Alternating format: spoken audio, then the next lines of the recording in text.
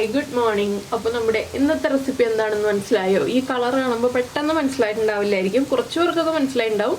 നമ്മുടെ പപ്പായ തേങ്ങക്കൊത്തൊക്കെ ചേർത്തിട്ടുള്ള ഒരു മെഴുക്കുരട്ടിയാണ്. പപ്പായയുടെ കളർ കുറച്ച് റെഡ് ഷെയ്ഡ് കൂടുതലാണ്. എന്താണെന്ന് വെച്ചിട്ടുണ്ടെങ്കിൽ പപ്പായ ചെറുതായിട്ടൊന്ന് പഴുത്തു തുടങ്ങിയതാണ് കേട്ടോ. എനിക്ക് കിട്ടിയ പപ്പായ അങ്ങനത്തെ ആയിരുന്നു. അപ്പോൾ നിങ്ങൾ എടുക്കുമ്പോൾ പച്ച പപ്പായ തന്നെ എടുത്തിട്ട്, അല്ലെങ്കിൽ ചെറുതായിട്ട് ഇതുപോലെ മൂപ്പായി തുടങ്ങിയ പപ്പായ എടുത്തിട്ട് മെഴുക്കുവരട്ടി ഉണ്ടാക്കിക്കോളും. മധുരമൊക്കെ ഇഷ്ടമുള്ള ആളുകളാണെങ്കിലും മധുരവും എരിവും ചേർന്നിട്ടുള്ള മെഴുക്കുവരട്ടിക്ക് ഒരു പ്രത്യേക ടേസ്റ്റാണ്. അപ്പോൾ അധികം സംസാരിച്ച് വെക്കാതെ നമുക്ക് എങ്ങനെയാണ് നമ്മുടെ പപ്പായ തേങ്ങക്കൊത്ത് ചേർത്തിട്ടുള്ള മെഴുക്കുവരട്ടി ഉണ്ടാക്കുന്നതെന്ന് നോക്കാം. നമുക്ക് നമ്മുടെ ഇൻഗ്രീഡിയൻസ് നോക്കാം. ഞാനിപ്പോൾ ഒരു പപ്പായയുടെ 1/4 ഭാഗം എടുത്തിട്ടുണ്ട്. അപ്പോൾ ഇത് കുറച്ച് പഴുപ്പായ പപ്പായ ഉണ്ട്. പഴുപ്പെന്ന് പറയാൻ പറ്റില്ല, ഒന്ന് ചെനച്ച് വന്നിട്ടുള്ള പപ്പായയാണ്.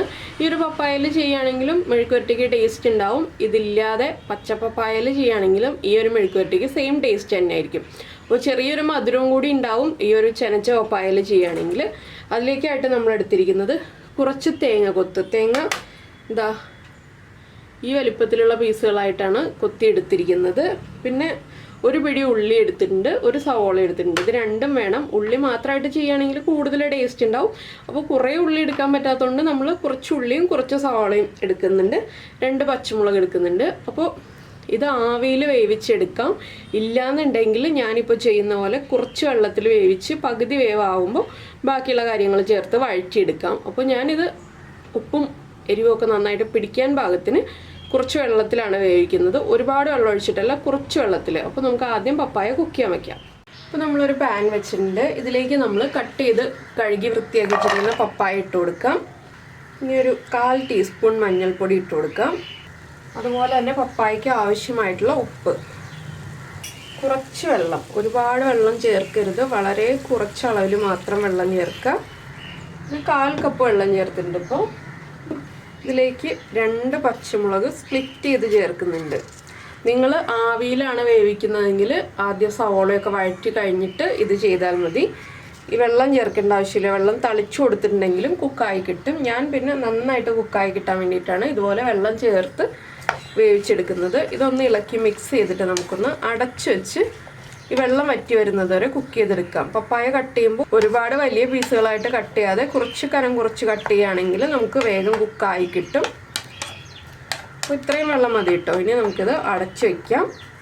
അപ്പോൾ നമ്മുടെ പപ്പായ ഒരു പകുതി കുക്കായിട്ടുണ്ട്. കുറച്ച് വെള്ളവും കൂടി ഉണ്ട്. അതൊന്ന് വറ്റി വരുന്നത് വരെ ഞാനൊന്ന് അടുത്ത ബർണറിലേക്ക് മാറ്റി വയ്ക്കുകയാണ്. ഇനി നമുക്ക് വേറെ പാൻ വയ്ക്കാം. ഈ പാൻ ഒന്ന് ചൂടായി വരട്ടെ. അപ്പോൾ നമ്മുടെ പാൻ ചൂടായി വന്നിട്ടുണ്ട്. നമുക്കിതിലേക്ക് വെളിച്ചെണ്ണ ചേർക്കാം. കുറച്ച് വെളിച്ചെണ്ണ കൂടുതൽ ചേർക്കണം. ഒരു 2 ടേബിൾ സ്പൂൺ വെളിച്ചെണ്ണ ചേർക്കാം കേട്ടോ. എന്താണെന്ന് വെച്ചാൽ നമ്മുടെ മെഴുക്കുവരട്ടി ഒന്ന് മൊരിച്ചെടുക്കാൻ വേണ്ടിയിട്ടാണ് നമ്മൾ 2 ടേബിൾ സ്പൂൺ വെളിച്ചെണ്ണ ചേർക്കുന്നത്. വെളിച്ചെണ്ണ ഒന്ന് ചൂടായി തുടങ്ങുമ്പോൾ ആദ്യം നമ്മൾ ചേർക്കുന്നത് തേങ്ങക്കൊത്താണ്. തേങ്ങക്കൊത്തിന് ഇത്ര അളവൊന്നുമില്ല, നിങ്ങൾക്ക് ഇഷ്ടമുള്ള അത്രയും ചേർക്കാം. തേങ്ങക്കൊത്ത് ഒന്ന് ചൂടായി വരുമ്പോൾ നമുക്ക് ബാക്കിയുള്ള കാര്യങ്ങൾ ആഡ് ചെയ്ത് കൊടുക്കാം. എന്താണെന്ന് വെച്ചാൽ തേങ്ങക്കൊത്തിന് കുറച്ച് കുക്കിംഗ് ടൈം ഉണ്ടാവുമല്ലോ, അതിനനുസരിച്ച് നമ്മളൊന്ന് ചൂടാക്കി എടുക്കുക. കളർ വല്ലാതെ മാറിപ്പോവൊന്നും വേണ്ട. കളർ വല്ലാതെ മാറിപ്പോയിട്ടുണ്ടെങ്കിൽ ബലം കൂടുതലായി പോകും. അപ്പോൾ ഒന്ന് ചൂടായി തുടങ്ങുമ്പോൾ നമുക്ക് നമ്മൾ കട്ട് ചെയ്ത് വെച്ചിരിക്കുന്ന സവോള ഉണ്ടല്ലോ, സവോള നീളത്തിൽ സ്ലൈസ് ചെയ്താണ് വെച്ചിരിക്കുന്നത്. വേറെ രീതിയിലൊന്നും കട്ട് ചെയ്തിട്ടൊന്നുമില്ല. അത് ചേർത്ത് കൊടുക്കാം. ഇതിലേക്കൊക്കെ ആവശ്യമായിട്ടുള്ള ഉപ്പ് നമ്മൾ വീണ്ടും ചേർത്ത് കൊടുക്കണം കേട്ടോ. നമ്മൾ പപ്പായയിൽ മാത്രം ആവശ്യമായിട്ടുള്ള ഉപ്പാണ് ചേർത്തിട്ടുള്ളത്. അപ്പോൾ നിങ്ങൾ ആവിയിലാണ് വേവിക്കുന്നതെങ്കിൽ ആദ്യം ഇതുപോലെ തേങ്ങക്കൊത്തൊന്ന് ചൂടാക്കി എടുക്കുക. പിന്നെ നമ്മളിപ്പോൾ ചേർക്കാൻ പോകുന്ന പോലെ സവോള ചേർക്കുക. ഇനി ഇതിലേക്ക് നമുക്ക് കുറച്ച് ഉപ്പ് ചേർക്കാം. സവോളയ്ക്കും തേങ്ങക്കൊത്തിനും ആവശ്യമായിട്ടുള്ള ഉപ്പ്, കുറച്ച് കറിവേപ്പില. ഇനി ഇത് വീണ്ടും ഒന്ന് ഇളക്കി മിക്സ് ചെയ്ത് ഈ സവോളയൊക്കെ ഒന്ന് സോഫ്റ്റായി തുടങ്ങുമ്പോൾ നമുക്ക് അടുത്ത ഇൻഗ്രീഡിയൻ്റ് ചേർക്കാം. ഇതൊന്ന് സ്റ്റേജ് ബൈ സ്റ്റേജ് ആയിട്ട് ചേർക്കണം എന്നുള്ളതേ ഉള്ളൂ. ബാക്കിയുള്ളതൊക്കെ നമുക്ക് ഈസിയാണ് കുക്ക് ചെയ്യാനായിട്ട്. തേങ്ങക്കൊത്ത് ചേർക്കാതെയും ഈ ഒരു മെഴുക്കുവരട്ടി ഉണ്ടാക്കാം. തേങ്ങക്കൊത്ത് ചേർത്തിട്ട് ഉണ്ടാക്കുമ്പോൾ കൂടുതൽ ടേസ്റ്റ് ഉണ്ടാവും. അപ്പോൾ ചില ആളുകൾക്ക് പപ്പായ നന്നായിട്ട് കുക്കാവണം എന്നുണ്ടാവില്ല. ഒരു 3/4 ഭാഗമൊക്കെ കുക്കായാൽ മതി എന്നുണ്ടാവും. അങ്ങനെയുള്ള ആളുകൾക്ക് എല്ലാവർക്കും നമുക്കിത് ആവിയിൽ വേവിച്ചെടുക്കാം. പക്ഷെ ഞങ്ങളിവിടെ കുറച്ച് പപ്പായ നന്നായിട്ട് കുക്കായി എടുക്കുന്ന രീതിയിലാണ് ചെയ്യാറുള്ളത്. അതുകൊണ്ടാണ് നമ്മൾ ഇതുപോലെ ഒന്ന് പകുതി കുക്കാക്കി എടുക്കുന്നത്, വെള്ളം ചേർത്ത് വേവിച്ചിട്ട്. അപ്പോൾ നിങ്ങൾ പച്ചമുളക് ചേർക്കുമ്പോൾ ഈ ഒരു സ്റ്റേജിൽ ചേർക്കുക. 2 പച്ചമുളകോ 3 പച്ചമുളകോ നമ്മൾ ആവിയിലാണ് വേവിക്കുന്നതെങ്കിൽ ഇതൊരു 2-3 മിനിറ്റ് ഒന്ന് ഇളക്കി കൊടുക്കാം കേട്ടോ. അപ്പോഴേ നന്നായിട്ട് സവോളയൊക്കെ ഒന്ന് കുക്കായി വരുള്ളൂ. സവോളയൊക്കെ സോഫ്റ്റ് ആയി തുടങ്ങുമ്പോൾ നമുക്ക് നമ്മൾ കട്ട് ചെയ്ത് വെച്ചിരിക്കുന്ന ഉള്ളിയും ഇതിലേക്ക് ചേർക്കാം. ഉള്ളിയും നീളത്തിൽ കനം കുറച്ചാണ് നമ്മൾ കട്ട് ചെയ്തെടുത്തിട്ടുള്ളത്.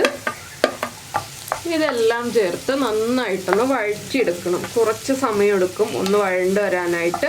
അടച്ചു വെച്ച് കുറച്ച് സമയം നമുക്കൊന്ന് വേവിച്ചെടുക്കാം. നിങ്ങൾ പൊടികളും കൂടി ചേർത്തിട്ട് പപ്പായ ചേർത്തിട്ട് അടച്ചു വയ്ക്കുക. അപ്പോൾ കറക്റ്റായിട്ട് കുക്കായി കിട്ടും. ആവിയിൽ വേവിക്കുന്ന ആളുകൾക്കുള്ളതാണ് ഞാനിങ്ങനെ പറയുന്നത്. ഇതിപ്പോൾ നമ്മൾ ആവിയിലല്ലല്ലോ വേവിക്കുന്നത്, അതുകൊണ്ട് ഇതൊന്ന് കുക്കായി വരട്ടെ നമ്മുടെ സവോളയൊക്കെ. അപ്പോൾ നമ്മുടെ ഉള്ളിയും സവോളയൊക്കെ ഈ ഒരു സ്റ്റേജ് ആവുമ്പോൾ നിങ്ങൾ ആവിയിൽ വേവിക്കുന്നതാണെങ്കിൽ ഒരു 1/2 ടീസ്പൂൺ മഞ്ഞൾപ്പൊടി, 3/4 ടീസ്പൂൺ എരിവുള്ള മുളക് പൊടി, ഇത് രണ്ടും ചേർത്തിട്ട് നന്നായിട്ടൊന്ന് ഇളക്കിയിട്ട് പപ്പായ ചേർത്ത് ഇളക്കി അടച്ചു വയ്ക്കുക.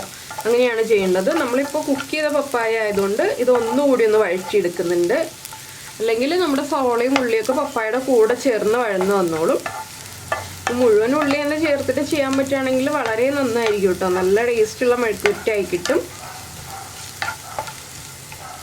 പിന്നെ തേങ്ങക്കൊത്ത് ചെറുതായിട്ട് കട്ട് ചെയ്യണം എന്നുണ്ടെങ്കിൽ ചെറുതായിട്ട് കട്ട് ചെയ്യാം. നമ്മൾ ഉണ്ണിയപ്പത്തിനൊക്കെ കട്ട് ചെയ്യുന്ന പോലെ.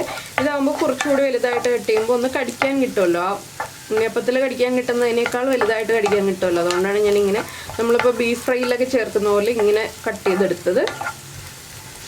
ഇനി നമുക്ക് ഫ്ലെയിം കുറച്ചിട്ട് ഇതിലേക്ക് മുളക് പൊടി മാത്രം ചേർക്കാം. എന്താണെന്ന് വെച്ചാൽ നമ്മൾ പപ്പായയിൽ മഞ്ഞൾപ്പൊടി ചേർത്തിട്ടുണ്ട്. അതുകൊണ്ട് തന്നെ ഇനി മഞ്ഞൾപ്പൊടി ചേർക്കേണ്ട ആവശ്യമില്ല. ഇനി മുളക് പൊടി മാത്രം മതി. എരിവുള്ള മുളക് പൊടിയാണെങ്കിൽ 3/4 ടീസ്പൂൺ, എരിവില്ലാത്ത മുളക് പൊടിയാണെങ്കിൽ നമ്മുടെ കാശ്മീരി ചില്ലി പൗഡർ ആണെങ്കിൽ 1.5 ടീസ്പൂൺ ചേർക്കാം. പിന്നെ നമ്മൾ പച്ചമുളക് പപ്പായയിൽ ചേർത്തിട്ടുണ്ട്, അതുകൊണ്ട് ഒരുപാട് മുളക് പൊടിയുടെ ആവശ്യമില്ല. മുളക് പൊടി ഒന്ന് നന്നായിട്ട് കുക്കായി വരുന്നത് വരെ ഇളക്കി കൊടുക്കുക. ഒരു 1 മിനിറ്റൊക്കെ ഇളക്കി കൊടുത്തിട്ടുണ്ടെങ്കിൽ മുളക് പൊടി നന്നായിട്ട് കുക്കായി വരും. അപ്പോൾ വളരെ ഈസിയാണ് കേട്ടോ ഈ ഒരു പപ്പായ മെഴുക്കുരുട്ടിയൊക്കെ ഉണ്ടാക്കാനായിട്ട്. നമ്മൾ സാധാരണ പപ്പായ മെഴുക്കുരുട്ടിയിൽ ഇങ്ങനെയല്ല ചെയ്യുക. അപ്പോൾ ഇതൊരു ഡിഫറെൻ്റ് ആയിട്ട് കുറച്ച് വ്യത്യസ്ത രീതിയിലുള്ള ഒരു മെഴുക്കുരുട്ടി. വ്യത്യസ്ത രീതി മീൻസ് ഇൻഗ്രീഡിയൻസ് ഒക്കെ സെയിം ആണ്. നമ്മൾ തേങ്ങക്കൊത്തും ഉള്ളിയും സവോളയും എല്ലാം ചേർക്കുന്നേ ഉള്ളൂ. അപ്പോൾ ഇതുപോലൊന്നും നിങ്ങൾ മെഴുക്കുരുട്ടി ഉണ്ടാക്കി നോക്കിയിട്ടില്ലെങ്കിൽ ഉറപ്പായിട്ടൊന്ന് ഉണ്ടാക്കി നോക്കിക്കോളൂ. ചോറിൻ്റെ കൂടെയും കഞ്ഞിയുടെ കൂടെയൊക്കെ നല്ല കോമ്പിനേഷനാണ് കേട്ടോ ഇതുപോലെയുള്ള മെഴുക്കുവരട്ടികൾ. കുറച്ച് എരിവുള്ള റെസിപ്പികളൊക്കെ കഞ്ഞിയുടെ കൂടെ കഴിക്കുമ്പോൾ നല്ല ടേസ്റ്റാണ്. അപ്പോൾ നമ്മുടെ ചാനൽ ആദ്യമായിട്ട് കാണുകയാണ്, നമ്മുടെ വീഡിയോ പ്രസൻറ്റ് ചെയ്യുന്ന രീതിയൊക്കെ ഇഷ്ടമായിരുന്നുണ്ടെങ്കിൽ നിങ്ങൾ നമ്മുടെ ചാനലൊന്ന് സബ്സ്ക്രൈബ് ചെയ്ത് സപ്പോർട്ട് ചെയ്യണേ. സബ്സ്ക്രൈബ് ചെയ്യുന്നതിന് ഈ വീഡിയോയുടെ താഴെയുള്ള റെഡ് സബ്സ്ക്രൈബ് ബട്ടൺ ഒന്ന് ക്ലിക്ക് ചെയ്യുക.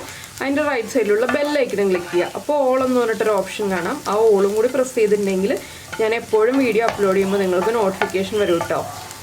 പിന്നെ കുക്കിംഗ് താല്പര്യമുള്ള നിങ്ങളുടെ ഫ്രണ്ട്സിനും ഫാമിലി മെമ്പേഴ്സിനും ഒക്കെ നിങ്ങൾക്ക് ഇഷ്ടപ്പെടുന്ന റെസിപ്പീസൊക്കെ ഒന്ന് ഇടയ്ക്ക് ഷെയർ ചെയ്ത് കൊടുക്കൂ. അതുപോലെ തന്നെ ഇഷ്ടപ്പെട്ട റെസിപ്പി ആണെങ്കിൽ ഒന്ന് ലൈക്ക് ചെയ്യാനും ഷെയർ ചെയ്യാനൊന്നും മറന്നു പോരുത്. അപ്പോൾ നമ്മുടെ മുളക് പൊടിയൊക്കെ കുക്കായിട്ടുണ്ട്. നമുക്ക് പപ്പായ വേവിച്ച് വെച്ചിരിക്കുന്നത് ഇതിലേക്ക് ചേർത്ത് കൊടുക്കാം. പപ്പായ ഞാൻ വാങ്ങിക്കുമ്പോൾ പുറമേ പച്ചക്കളറായിരുന്നു കേട്ടോ. അത് കണ്ടിട്ടാണ് വാങ്ങിച്ചത്. പക്ഷെ വീട്ടിൽ വന്ന് കട്ട് ചെയ്ത് കഴിഞ്ഞപ്പോഴാണ് ഇങ്ങനെ ഒരു പണി കിട്ടിയത്. അപ്പോൾ വലിയ കുഴപ്പമൊന്നുമില്ല. ഒരുപാട് പഴുപ്പ് കൂടിയതാണെങ്കിലേ നമുക്ക് ബുദ്ധിമുട്ടുള്ളൂ. ഈ ഒരു പഴുപ്പിലൊക്കെ ആണെങ്കിൽ നമുക്ക് മെഴുക്കുവരട്ടിക്ക് ടേസ്റ്റ് കൂടുള്ളൂ. അതുകൊണ്ട് കുഴപ്പമൊന്നുമില്ല. ചെറിയൊരു മധുരവും നല്ലൊരു എരിവും ഒക്കെ ചേർന്ന് നല്ലൊരു അടിപൊളി മെഴുക്കുവരട്ടി. കാണാൻ തന്നെ നല്ല കളർഫുള്ളല്ലേ. ഇനി നമുക്കിത് വീണ്ടും ഒന്ന് അടച്ചു വയ്ക്കാം. ഒരു 2 മിനിറ്റ് പപ്പായയിലേക്ക് ആ മുളക് പൊടിയുടെ എരിവൊക്കെ ഒന്ന് പിടിച്ചു വരട്ടെ. അതുപോലെ ഉള്ളിയുടെ ടേസ്റ്റൊക്കെ ഒന്ന് പിടിച്ചു വരട്ടെ. കരിഞ്ഞൊന്നും പോവില്ല കേട്ടോ. ഇതുപോലെ തന്നെ വെച്ചാൽ മതി. കറക്റ്റായിട്ട് മസാലയൊക്കെ പിടിച്ചു വന്നോളും. അപ്പോൾ 2 മിനിറ്റ് കഴിഞ്ഞിട്ട് നമുക്ക് തുറന്നൊന്ന് ഇളക്കി കൊടുക്കാം. അപ്പോൾ നമ്മുടെ പപ്പായൊക്കെ കുക്കായി ആ മസാലയൊക്കെ പപ്പായയിലേക്ക് പിടിച്ചു വന്നിട്ടുണ്ട്. പിന്നെ നിങ്ങൾക്ക് ഗരം മസാല ഫ്ലേവറൊക്കെ താല്പര്യമുണ്ടെങ്കിൽ ഒരു 1/4 ടീസ്പൂൺ ഗരം മസാലയൊക്കെ ചേർക്കാം കേട്ടോ. ഞാനിപ്പോൾ ഗരം മസാലയൊന്നും ചേർത്തില്ല എന്നേ ഉള്ളൂ. സാധാരണ മെഴുക്കുവരട്ടിയായിട്ട് ഉണ്ടാക്കിയെന്നേ ഉള്ളൂ. അപ്പോൾ ഇത് ചെറിയ ചൂടോടുകൂടി തന്നെ ചോറിൻ്റെയും കഞ്ഞിയുടെയൊക്കെ കൂടെ ചേർത്ത് കഴിക്കുക. പിന്നെ കുറച്ച് കുഴഞ്ഞിരിക്കുന്ന മെഴുക്കുവരട്ടി വേണമെന്നുണ്ടെങ്കിൽ നമ്മൾ കുറച്ചുകൂടി വെള്ളം ചേർത്ത് പപ്പായ വേവിച്ചെടുക്കണം. അപ്പോഴേ കുറച്ച് കുഴഞ്ഞിരിക്കുന്ന മെഴുക്കുവരട്ടി ആവുള്ളൂ. അപ്പോൾ എന്തായാലും നിങ്ങൾക്ക് എല്ലാവർക്കും ഈ റെസിപ്പി ഇഷ്ടമായിട്ടുണ്ടാവുമെന്ന് വിചാരിക്കുന്നു. നമുക്ക് നമ്മുടെ അടുത്തൊരു റെസിപ്പിയുമായിട്ട് അടുത്ത ദിവസം വീണ്ടും കാണാം.